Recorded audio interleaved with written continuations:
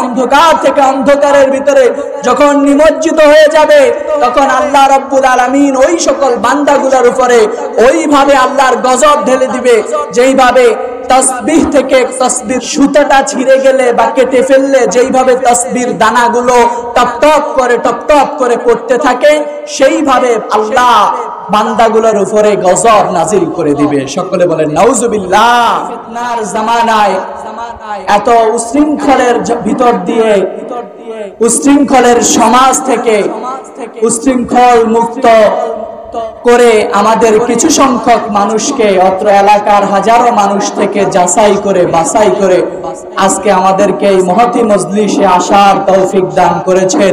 এটা কি মহান আল্লাহ রাব্বুল আলামিনের অনুগ্রহ নয়? দিন দিন করে আল্লাহর জমিনে আল্লাহর আযাব নামা শুরু হয়ে গিয়েছে, ঠিক কিনা? কিছুদিন আগে আমাদের সামনে থেকে ঘূর্ণিঝড় রিমাল গিয়েছে, যে এটা স্বয়ং সম্পূর্ণ আল্লাহ তাআলার পক্ষ থেকে আযাব, ঠিক কিনা? নাকি রহমতের বার্তা? এটা আযাব নয়, এটা আযাব। এটা আযাব শুধু আল্লাহর পক্ষ থেকে আযাবই নয়, বরং এটা আমাদের হাতের কামাই করা আযাব, ঠিক কিনা? এটা আমাদের হাতের কামাই করা আযাব। এটা আমরা নিজেরা কামাই করে এনেছি, এটা আমাদের কর্মের ফল। এটা আল্লাহ এমনিতেই দেয় নাই, এটা আল্লাহ এমনিতেই দেয় নাই, বরং আল্লাহ রাব্বুল আলামিন আমাদের কর্মের ফলের কারণে, কর্মের দোষে, কর্মের কারণে আল্লাহ আমাদেরকে ছোট্ট একটু লীলা দেখিয়ে দিয়েছে যে আমি সেই পূর্বে হযরতে আদম আলাইহিস সালামের জামানায় যে আল্লাহ ছিলাম, এখনো আমি সেই আল্লাহ আছি। এটা এই মেসেজটা আল্লাহ রাব্বুল আলামিন আমাদেরকে এই ঘূর্ণিঝড়ের মধ্য দিয়ে পৌঁছে দিয়েছেন। এখান থেকে আমাদেরকে শিক্ষা গ্রহণ করতে হবে।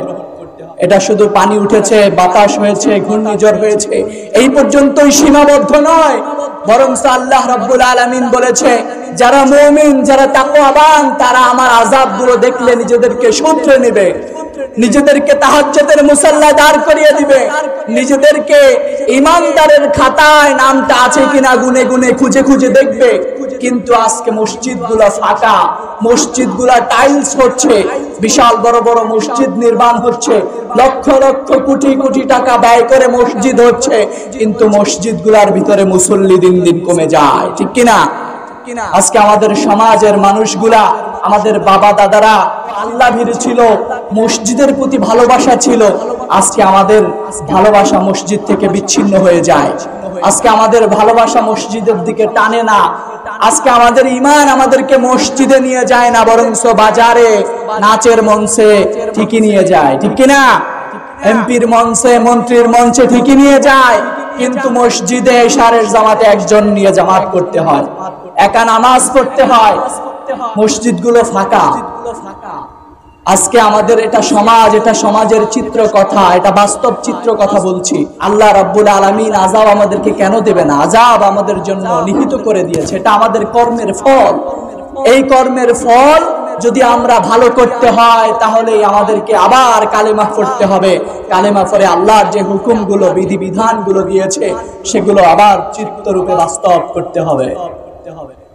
আমাদের যদি সেইভাবে বাস্তব করতে না পারি, তাহলে আল্লাহ রাব্বুল আলামিন আমাদের জন্য, আল্লাহর হাবিব সাল্লাল্লাহু আলাইহি ওয়াসাল্লাম বলেছেন, মানুষগুলো যখন গুমরাহের থেকে গুমরাহের ভিতরে চলে যাবে, অন্ধকার থেকে অন্ধকারের ভিতরে যখন নিমজ্জিত হয়ে যাবে, তখন আল্লাহ রাব্বুল আলামিন ওই সকল বান্দাগুলোর উপরে ওইভাবে আল্লাহর গজব ঢেলে দিবে, যেইভাবে তাসবিহ থেকে তাসবির সুতাটা ছিঁড়ে গেলে বা কেটে ফেললে যেইভাবে তাসবির দানাগুলো টপ টপ করে পড়তে থাকে, সেইভাবে আল্লাহ বান্দাগুলোর উপরে গজব নাজিল করে দিবে। সকলে বলেন নাউজুবিল্লাহ। তাহলে আমাদেরকে এখনো সুযোগ রয়েছে নিজেদেরকে পরিবর্তন করার, নিজেদেরকে পরিবর্তন করে আবার নিজেদেরকে সুন্দর সমাজের মধ্যে, ইসলামওয়ালা মানুষদের মধ্যে, দিনদার মানুষদের মধ্যে, আখের ভীরু মানুষদের মধ্যে, দুনিয়াদারীদের থেকে নাম কাটিয়ে আল্লাহওয়ালা মানুষদের মধ্যে আমাদের নাম লিখাতে হবে, কি হবে না? কিন্তু আজকে আমাদের সেই কোন দুনিয়াকে আমরা আখিরাত বানিয়ে ফেলেছি, দুনিয়াকে দুনিয়ার মতো করে না ছেড়ে দিয়ে আমরা মনে করেছি যে আমাদের আখেরাত বুঝি এটাই দুনিয়া, এটাই আখেরাত, এটাই সব খোল্লা জিন্দেগি। নিজেদের যেমনিতে মন চায় তেমনি করে চলাফেরা করছি। আজকে আমাদের ভিতরে কোনো বিধি বিধান নাই, নিষেধাজ্ঞা আমাদের মনের ভিতরে কাজ করছে না। আমরা দুনিয়ার পিছে, দুনিয়ার মোহে পড়ে এমন ভাবে দিন দিন অন্ধ হয়ে যাচ্ছি। আমাদের নিজেদেরকে এখনো সময় রয়েছে, পরিবর্তন করার দরকার আছে না নাই?